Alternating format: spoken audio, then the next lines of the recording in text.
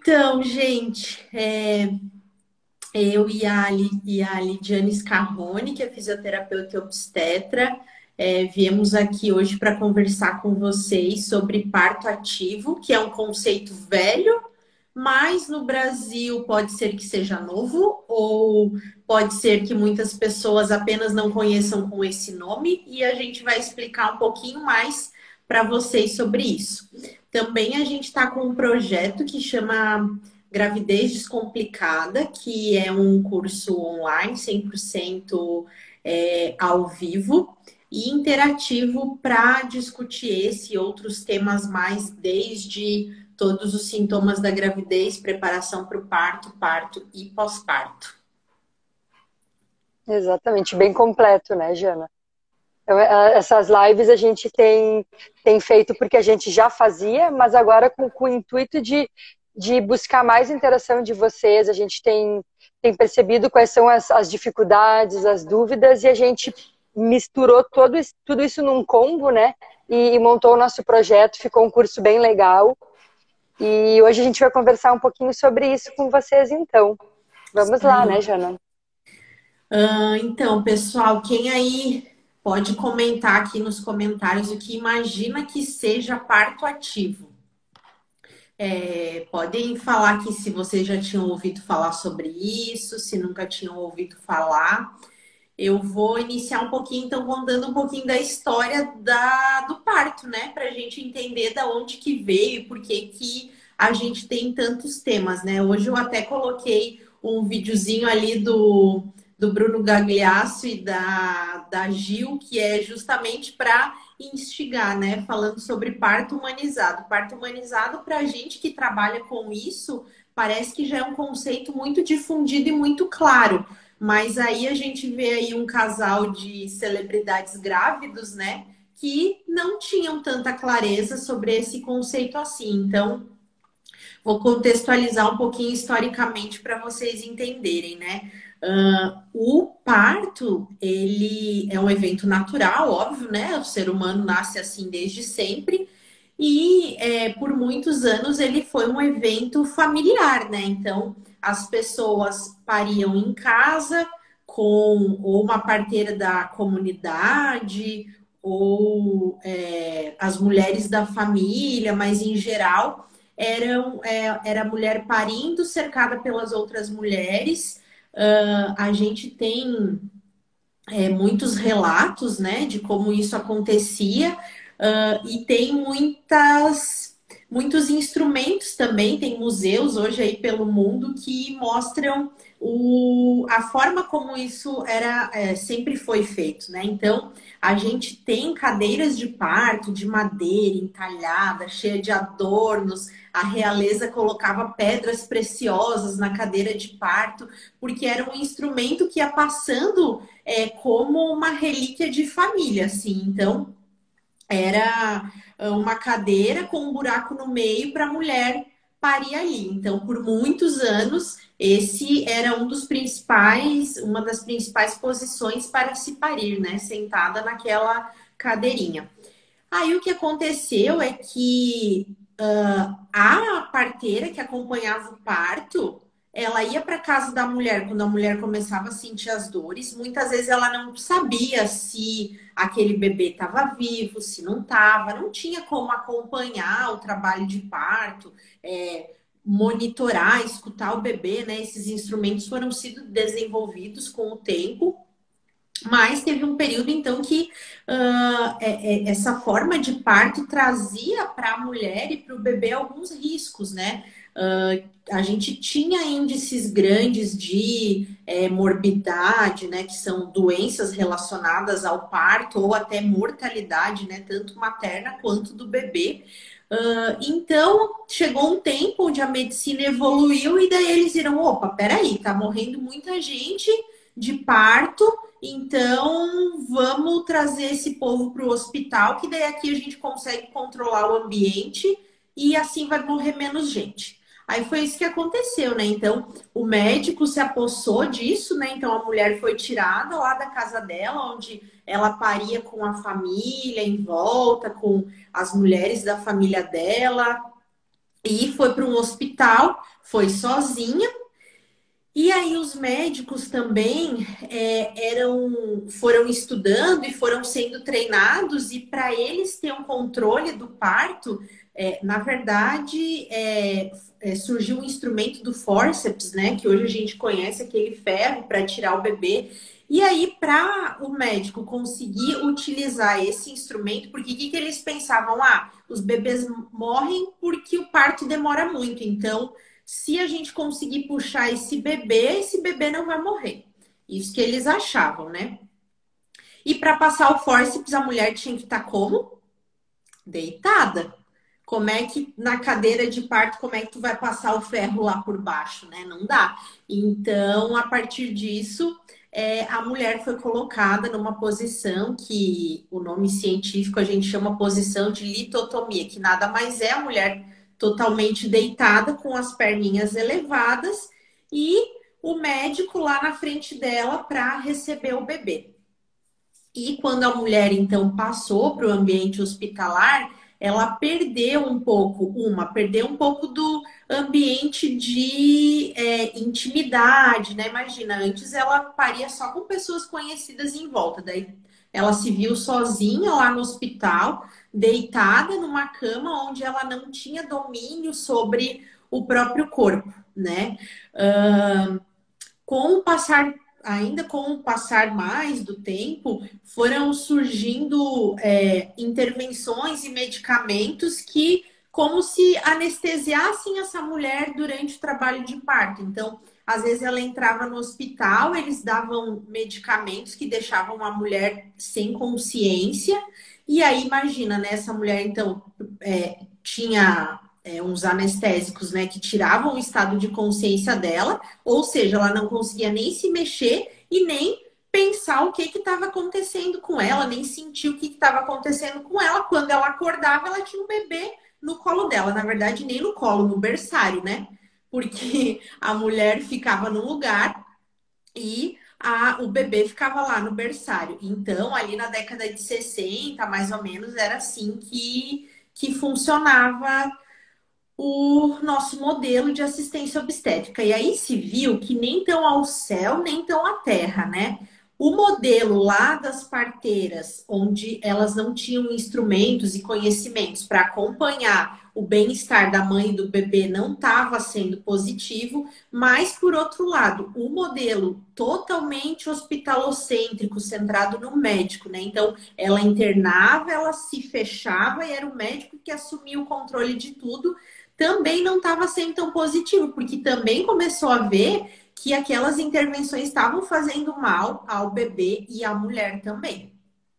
E aí, com o passar dos anos, né, a medicina começou a fazer estudos e começou a observar qual que era o caminho ideal. E aí se achou que o caminho do meio termo é a gente só fazer intervenções para aquelas mulheres que precisarem. E aquelas que não precisarem, deixar o parto acontecer naturalmente, tá? Então, mais ou menos esse é o contexto do que hoje a gente chama de humanização do nascimento ou parto humanizado no Brasil. Então, que é o parto humanizado, ou humanização do nascimento? É isso, é a gente dar o protagonismo para a mulher sobre o trabalho de parto dela, sobre o parto dela. Então, a gente informa ela antes para ela poder estar consciente das escolhas que ela quer fazer durante o trabalho de parto.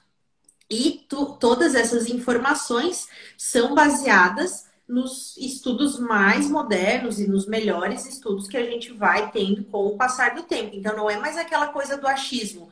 Ah, não, eu acho que deitar a mulher é melhor. Eu acho que passar o fórceps para o bebê nascer antes é melhor. Não, hoje a gente sabe qual é o índice que precisa, qual das mulheres que não vai precisar, enfim, né? Lid, quer fazer alguma colocação? Disparei aqui. Não, tá ótimo, eu tô ouvindo aqui. Então, tô ouvindo. Então, a humanização do nascimento é isso, né? A gente dá o protagonismo para a mulher, mas fazer com que ela e o bebê tenham as melhores condições possíveis, tanto de bem-estar quanto de saúde, né? Então, aquela história ali que apareceu no videozinho, parto humanizado é parto em casa. Não necessariamente, até pode ser que seja, né? Se essa mulher se informar e escolher por parir em casa. Mas um parto humanizado pode muito bem ser no hospital. Ele não precisa ser na banheira, né? E aí, então, vamos para o tema da live, né? O parto ativo. O que que o parto ativo tem a ver com o parto humanizado?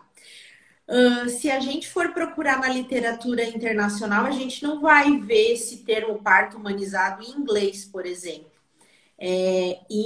Na década de 80, na Inglaterra, surgiu esse contexto do parto ativo. O que é o parto ativo? Então, baseado naquela ideia que aquela mulher tinha perdido totalmente o controle sobre ela e sobre o processo do parto dela, começou-se a estudar essa teoria que eles deram o nome de parto ativo. Por quê? Porque a mulher, então, ela é munida de informações e ela pode tomar as próprias escolhas sobre o parto dela, respeitando a fisiologia dela, incentivando que ela confie no processo dela de parir, que isso é natural, que o corpo dela é feito para isso.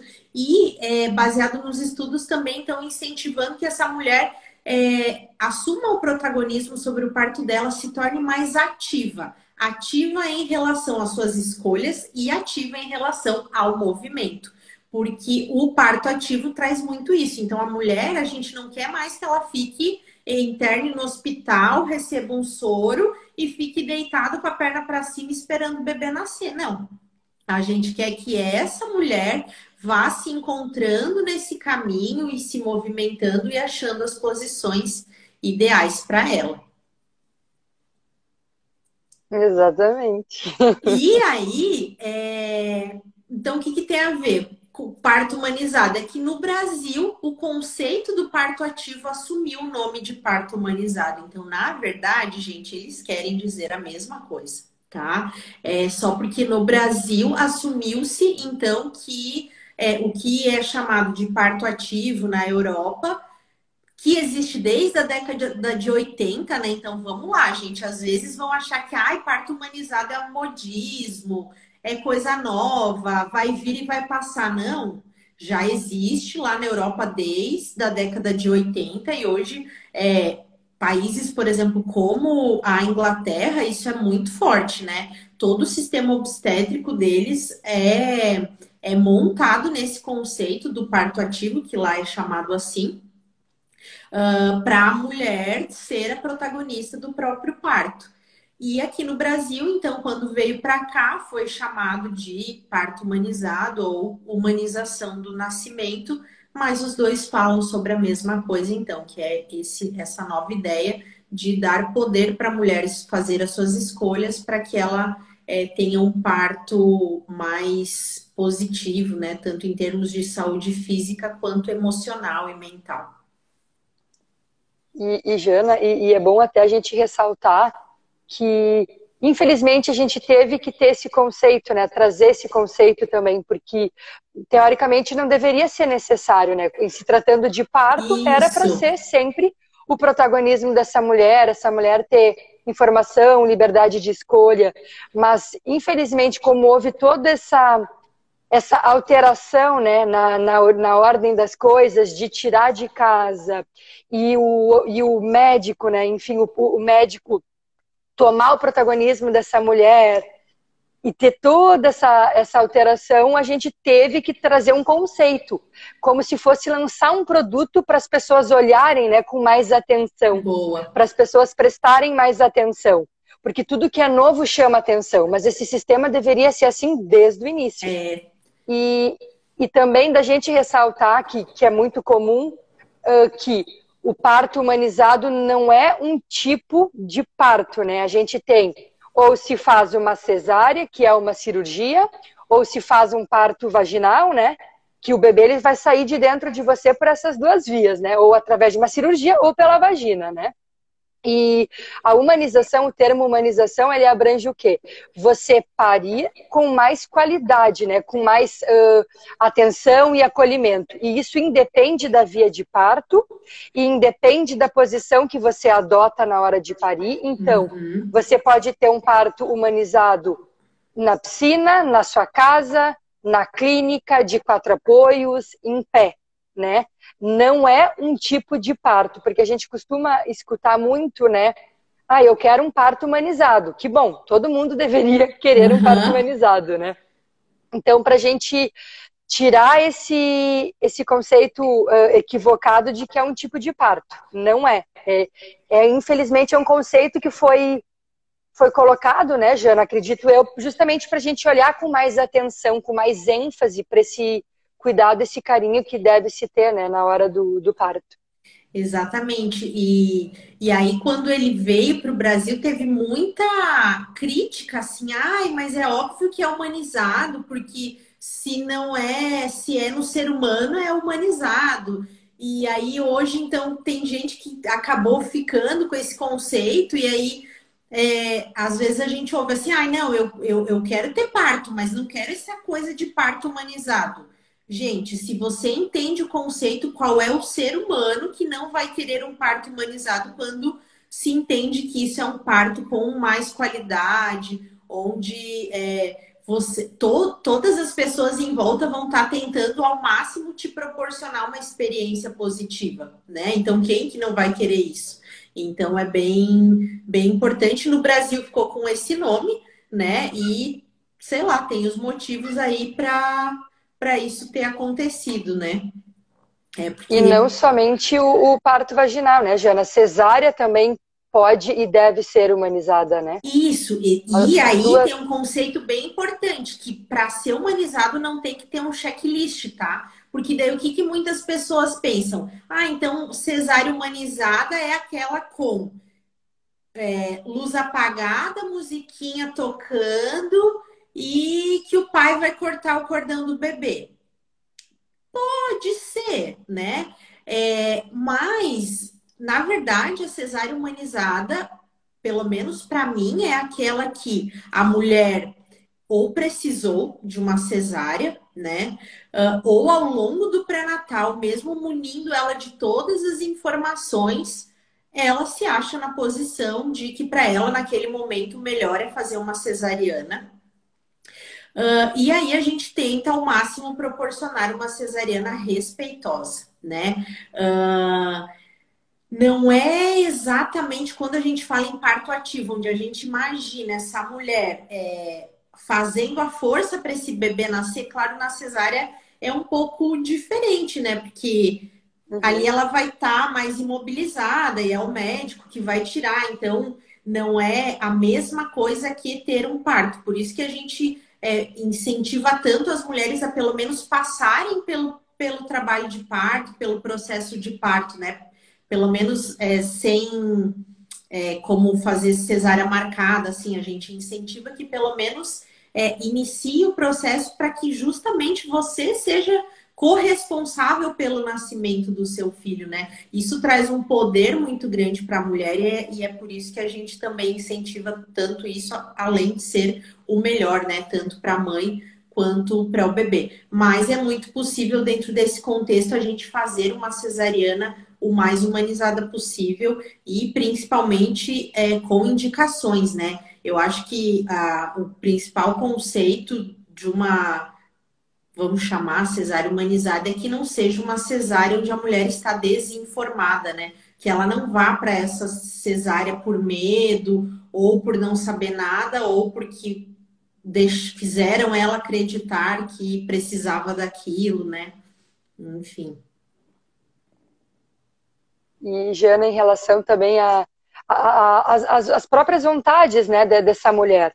É como você disse, a gente costuma sempre orientar em relação à mulher entrar em trabalho de parto, porque a gente tem todo o embasamento da fisiologia, de que é mais importante, né, é mais interessante para essa mulher e para esse bebê.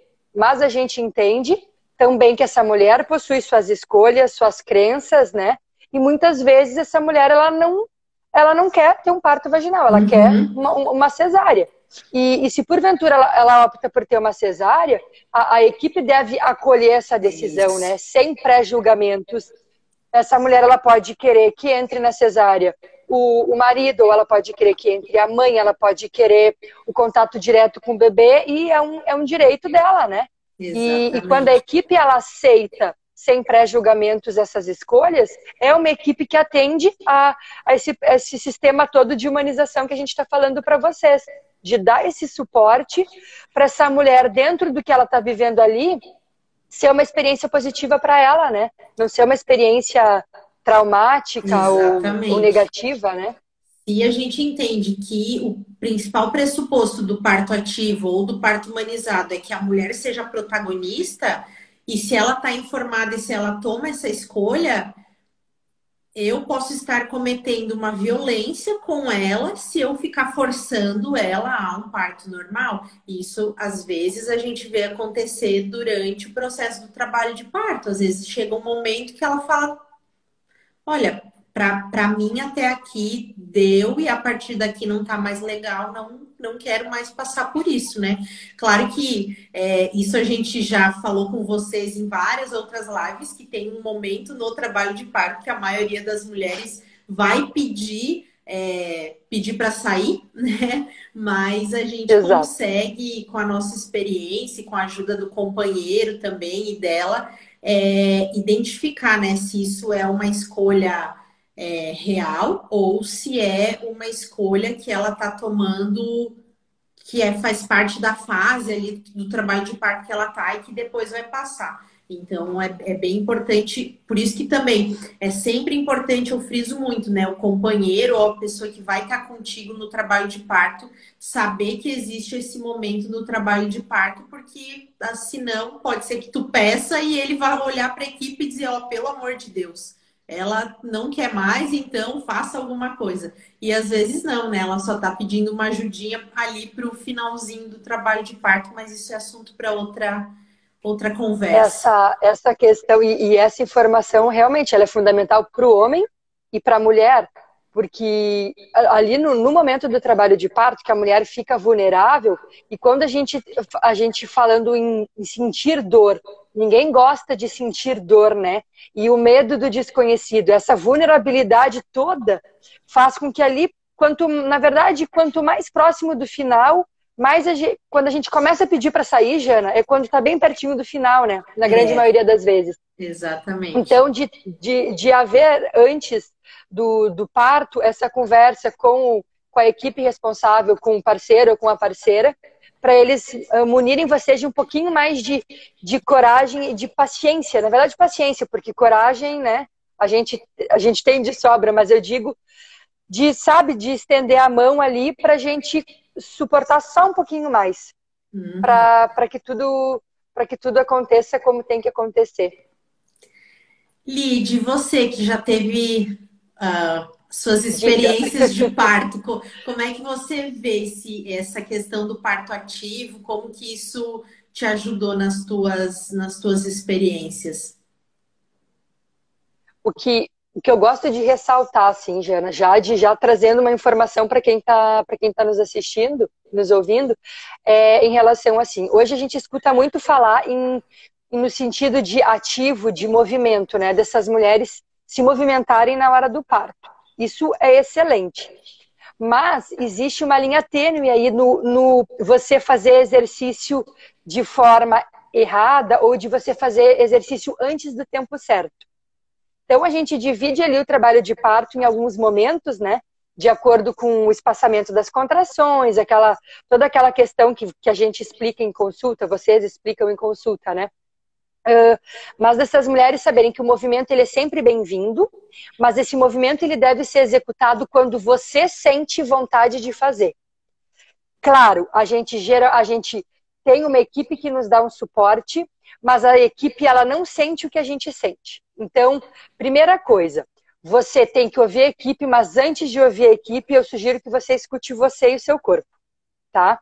A equipe, ela vai nos dando esse feedback, né, Jana? Vamos lá, faz isso, mas às vezes o corpo ele quer uma coisa um pouquinho diferente, a gente tem que saber respeitar também.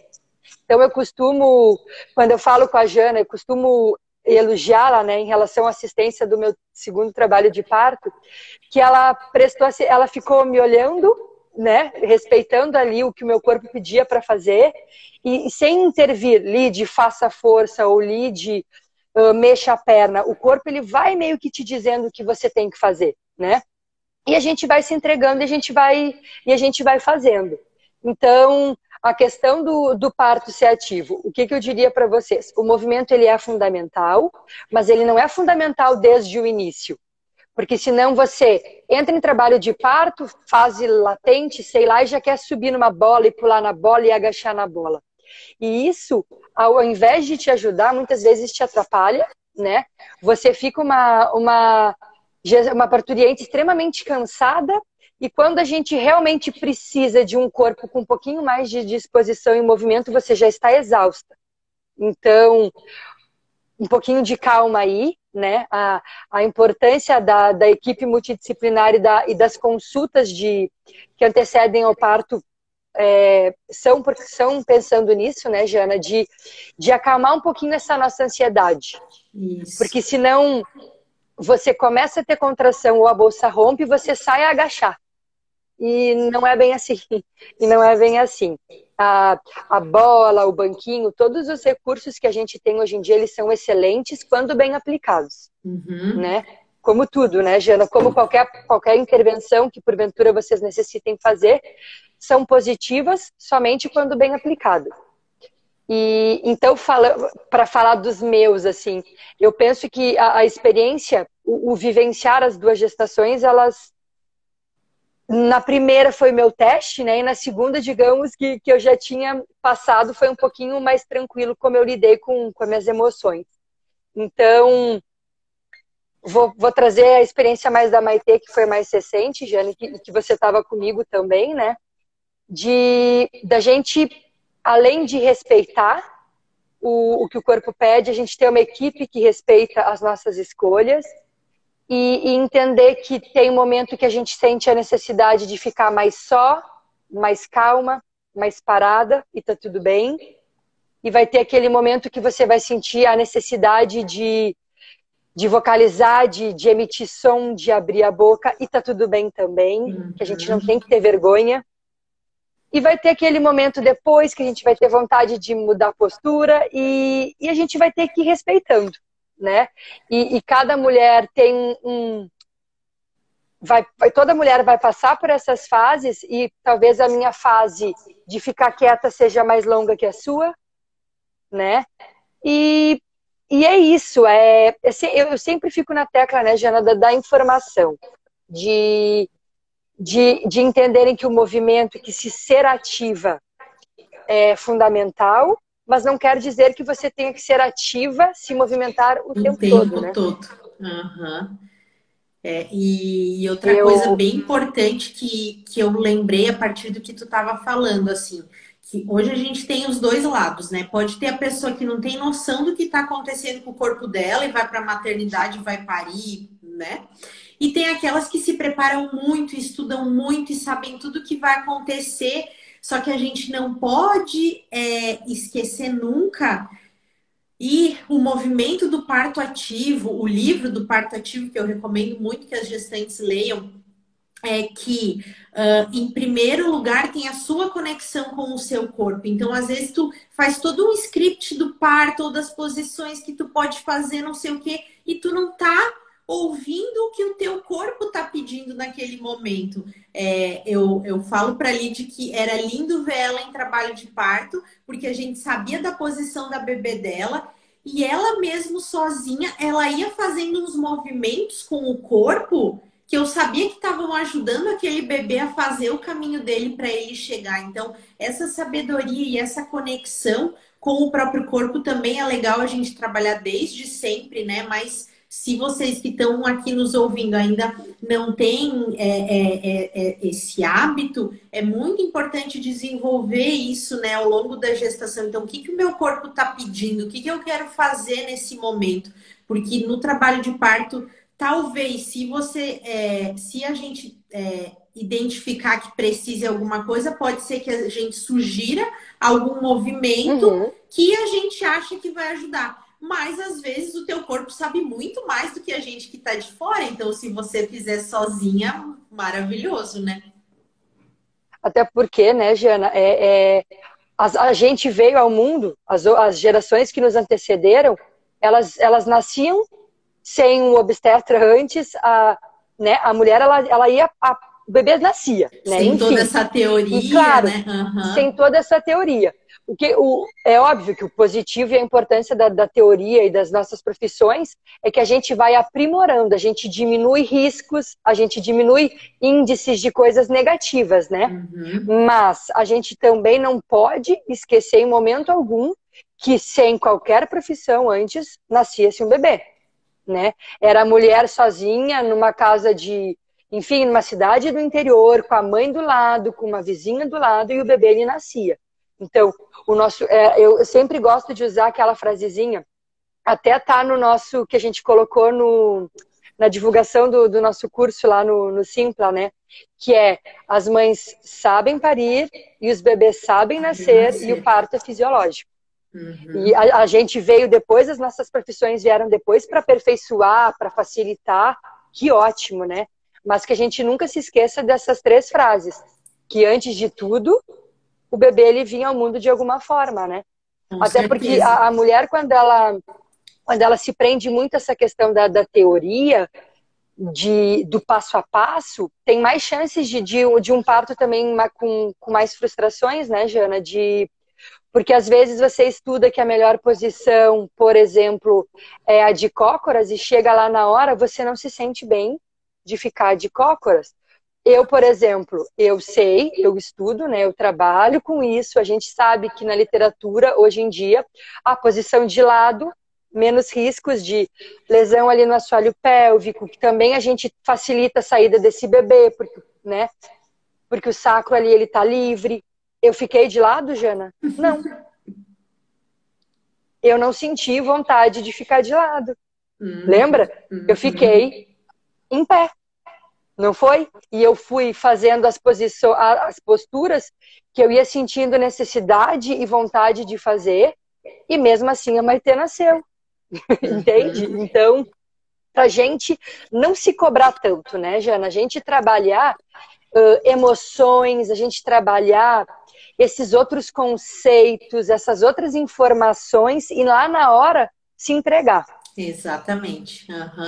É o que a gente sempre fala, né? Estudar, se informar, se preparar antes, principalmente não sozinha, né? Com as pessoas que vão te apoiar nesse processo, com as pessoas que vão estar lá contigo, porque lá na hora o ideal é que tu entre nessa conexão com o teu corpo, e isso também é parto ativo, né? Você conseguir se conectar com o teu corpo e deixar essa parte mais teórica e técnica para as pessoas que vão estar contigo e até o acompanhante, tudo justamente para ele entender o processo que tu tá passando, mas que você consiga se entregar e só viver ele lá na hora, né?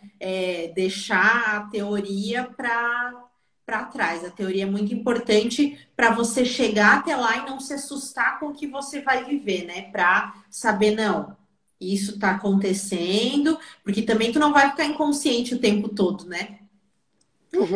Mesmo que a gente fala da partolândia e tal, né? Que tem uma hora que a mulher ela perde um pouquinho do cérebro racional, perde um pouquinho não, né? Mas ela desliga um pouquinho o cérebro racional dela, ela não fica totalmente inconsciente. Então, você vai lembrar das coisas que você estudou e isso vai te apoiar a mais ou menos saber que tá indo tudo bem, que tá dando certo, que tu tá evoluindo, né? Que as coisas estão acontecendo de uma maneira positiva. Mas que o principal é deixar as coisas acontecerem, né? E confiar aí no teu corpo, que, como a Lid falou, né? O nosso corpo sabe o que fazer.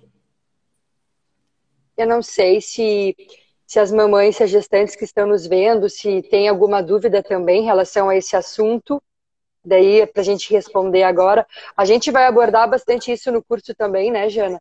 A gente quer que cada vez mais vocês se sintam seguras e ativas, né? É o meu lema de trabalho, é o lema do trabalho da Jana também. A gente quer prestar assistência mas a gente quer que vocês tenham um parto de vocês, como vocês, enfim, desejaram, né, da melhor forma para vocês. Porque como a Lid Aí, falou, né? Ela tinha o conhecimento de que a posição de lado, por exemplo, trazia o benefício X, Y e Z. É importante que ela saiba que existem as posições, quais são as posições possíveis, porque também imagina, né? A gente nasce e cresce numa sociedade que não fala sobre parto. A imagem que a gente tem de parto é aquela imagem da novela que bolsa rompeu, correu para o hospital, mulher deitada, bebê nasceu.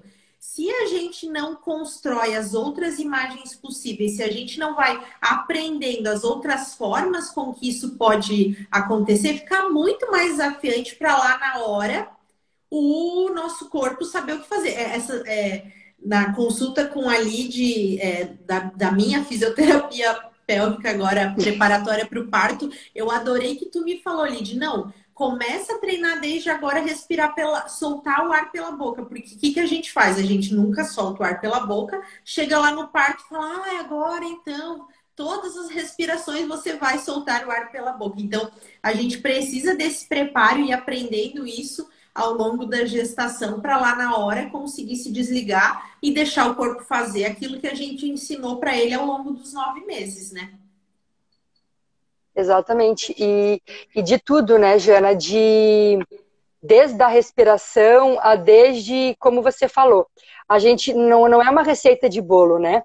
Quando a gente fala ali em trabalho de parto, a gente dá uma estimativa de tempos de contração, aquela coisa toda, mas cada mulher tem um corpo, cada mulher tem uma percepção de dor, de contração, de ansiedade, né? E isso tudo influencia. Então não é uma receita de bolo.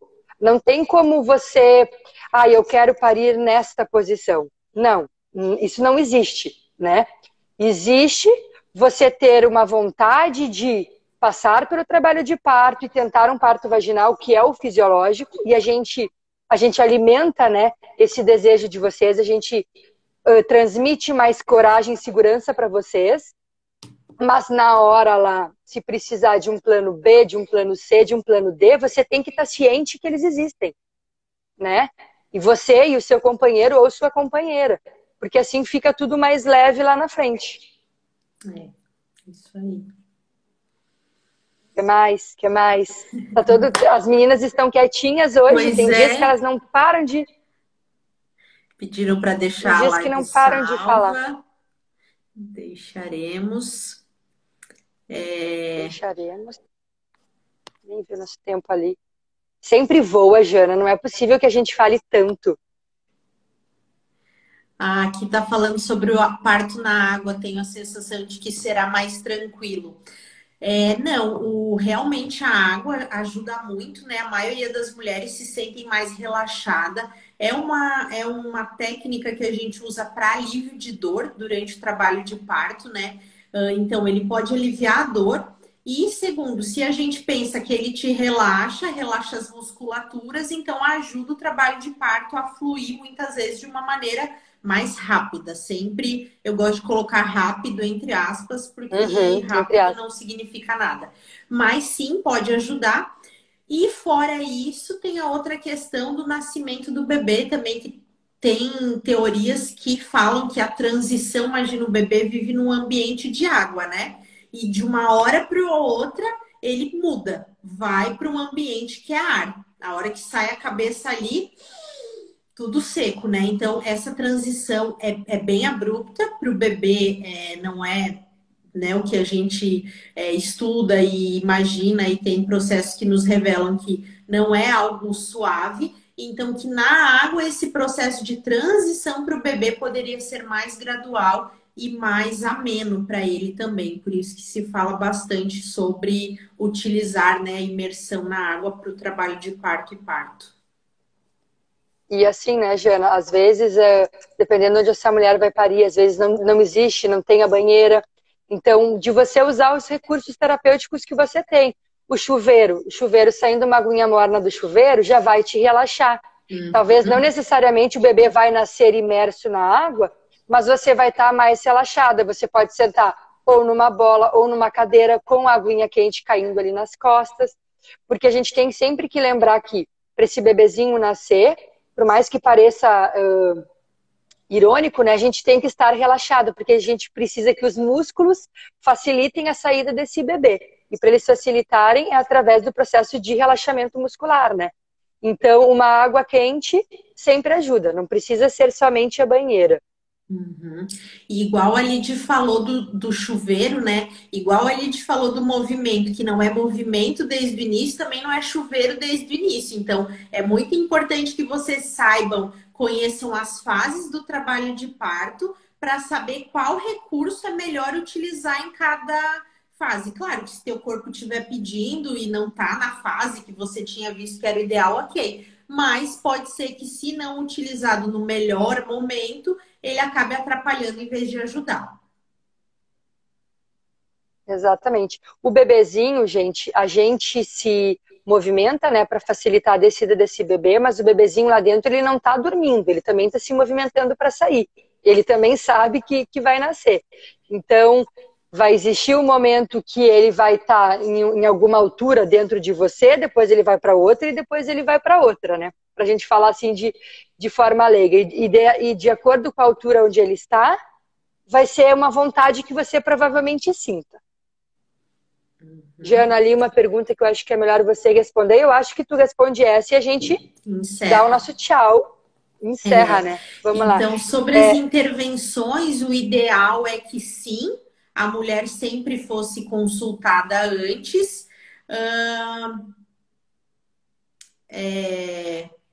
Dependendo do profissional, às vezes isso não é uma prática corriqueira para ele, então às vezes isso não vai acontecer assim, mas o que a gente tem hoje é um instrumento que chama plano de parto, que não é o assunto da live hoje, né? A gente não vai poder entrar muito nisso, mas que é um instrumento que pode te ajudar nesse sentido, tá, Andressa?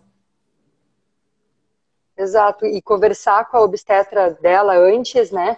Se ela tiver algum obstetra fazendo o acompanhamento. Ou se for por plantão também, a hora que você chegar lá, falar, olha, eu gostaria de saber o que vai ser feito, gostaria de poder escolher, sempre pedir um tempinho, né, para, se não for uma emergência, então posso pensar, ou podemos esperar um pouquinho para daí tentar ir mediando essas intervenções. Obrigada, meninas. As meninas estavam elogiando ali a live. Obrigada. Obrigada. Mas, meninas, esse assunto e vários outros a gente vai falar no nosso curso. Eu vou divulgar o nosso curso aqui. Posso, né, Jana? Vamos aproveitar o espaço. Para quem está nos assistindo agora e ainda não sabe, a gente tem um projeto, nós duas juntas aqui, né? É a segunda edição do Gravidez Descomplicada. A intenção é fazer basicamente como nessa live, só que vocês vão interagir com a gente. Então, ele é um curso online, ao vivo e interativo, e ele é dividido em 2 dias. Nós dividimos em 2 dias porque a gente não quer que vocês, barrigudinhas, cansem também de ficar sentada, né, Jana? Por muito tempo, e nem a nossa obstetra, muito tempo sentada. Dividimos em 2 momentos. Ali no primeiro dia a gente vai falar mais o início da gestação, mais as mudanças, os mitos, o que vocês sentem, para meio que tranquilizar vocês, né, sobre tudo que é normal, o que é comum ao longo desses 3 trimestres. E no segundo dia a gente vai focar bastante nessa questão de parto, como vocês podem ter um novo olhar para o parto, né, seja de expectativas, seja de preparação para esse parto, elaboração do plano de parto. Nem todo mundo sabe o que é esse documento, a importância dele, né? E como fazer quando a gente tem esse documento em mãos para validá-lo. Então, a gente vai dar essa auxiliadinha para vocês na elaboração desse documento. Falar um pouquinho também de violência obstétrica, né, Jana? E o que acontece ali no inicinho do pós-parto. Então, vão ser 2 dias extremamente informativos e interativos. E, além disso, estaremos também de bônus, né? O grupo, né, Jana, do Whats. E os e-books. O meu e-book, Tá lindo, gente! O e-book mais lindo que eu já vi na vida. Ficou incrível. Sim, sim. Eu estou, assim, é o meu 3º filho. Tá lindo. Que é o Simplifiquei Grávida, que vocês vão ganhar de bônus. E também tem mais o outro e-book. Jana, daí tu fala um pouquinho do e-book das meninas. Sim, também isso é novidade, gente. Então, para quem se inscrever hoje, a gente tem também o e-book que é sobre amamentação e cuidados com o recém-nascido, que foi elaborado, também está muito lindo pelas Manas do Peito. E também a gente vai ter um plano de pós-parto, que é para ajudar, é um modelo de plano de pós-parto para ajudar as mulheres a organizarem o que vem depois que o bebê nasce, que também a gente fala muito sobre parto, mas é muito importante também se preparar desde a gestação sobre o que vai acontecer no pós-parto. Então, tem mais esses presentinhos aí para vocês. Exatamente, vai estar lindo. E a gente quer convidar vocês de novo. Quem conhece alguma gestante, principalmente gestantes que estão sem um acompanhamento do mesmo obstetra sempre, né, Jana? Que eu acho que isso pesa muito. Mas para quem tem o seu obstetra, também vai ser super válido, porque eu acho que a abordagem que a gente está propondo para vocês sobre o entendimento do parto, do parir em si, eu acho fenomenal. Eu acho que tem toda essa pitada de carinho, né, Jana? De um olhar diferente, não só a questão técnica, mas a questão do cuidado, a questão do emocional. Então, são nossas convidadas. O link do curso tem no Insta da Jana, tem no meu Insta também, no Para Mamãe, tem no da doutora Janaíne. E a gente aguarda vocês. Qualquer dúvida, a gente também está à disposição. Isso aí. Divulguem para suas conhecidas, amigas que estão no início da gravidez ou finalzinho da gravidez, é muito importante. A gente vai tá disponibilizando todo o nosso tempo e nosso conhecimento lá para fazer uma troca bem intensa com elas, tá? Então, eu acho que vai ser um presente para todo mundo que se der esse curso. Então, esperamos vocês lá. Ô, Jana, e até comentar que a gente teve 2 tentantes, né? Inscritas. Aham! E o que é super legal, porque que mostra que a mulherada já está desde antes querendo estar munida de informação. E então, se você está já cogitando, já parou de tomar o anticoncepcional, começou o processo do ácido fólico, né, Jana? Que geralmente é aquele processo todo ali, já é super válido fazer também. Ó, nem podemos falar assim, né? Mas ó, a gente tá dando Eu sei sorte. que A gente tá dando sorte. Tivemos boas notícias aí de pessoas que estavam no processo de tentar e agora já vão para o curso como gravidinhas. bastou se inscreverem, né, Jana? Aham. Vamos divulgar aí como método de aumento de fertilidade também. Exatamente. Tá bom, meu Flor. Brigadinho, então. Meninas, pela presença de vocês. Jana, obrigada de novo. Obrigada, Se Lid. cuida aí. Um Se beijo cuidem nos vocês também, pequenos. meninas. Você também, vocês 3 aí. E a gente aguarda a inscrição de vocês. Tá bom? Até, gente. Tchau, Beijinho. tchau. Beijo.